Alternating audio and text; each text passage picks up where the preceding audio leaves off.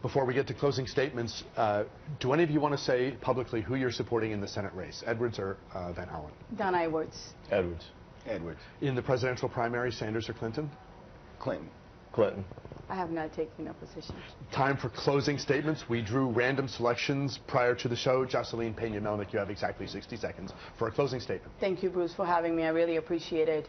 My name is Jocelyn Peña-Melnick, and I would like your vote on April 26th. I'm the toughest progressive fighter in this race. I have been a legislator for 9 years. I've been representing Prince George's County and Anne Arundel County, which are in the 4th District. I came to this country as an immigrant. My mom didn't have an education, but she emphasized the need for an education. I am a living example of what an education can do for you. If you allow me to represent you, I will fight hard for you, harder than anyone else that is sitting here, because I have that fire in the belly. You see, I know what it's like to live paycheck to paycheck. Whether it's minimum wage, which I already voted at the state level, I will fight for you to increase it to $15 at the federal level. Whether it's protecting Social Security to make sure that our seniors and our disabled people get their Social Security benefits, I will fight for you to make sure we don't increase the age and to make sure it's not privatized. Whether it's protecting Obamacare, I will make sure to fight for you because they tried 63 times to repeal it. Thank you so much.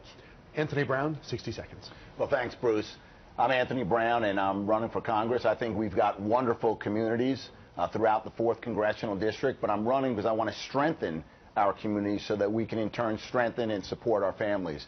We'll strengthen our communities when we create greater educational opportunities for more. That means expanding early childhood education, greater investments in career technology education, and making college affordable. That's why I support President Obama's initiative for tuition-free community college.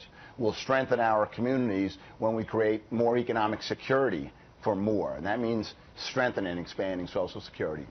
It means increasing the living wage and creating a living wage and increasing the minimum wage. And we'll also strengthen our communities when we create safer neighborhoods. We're not going to create safer neighborhoods through arrest and incarceration.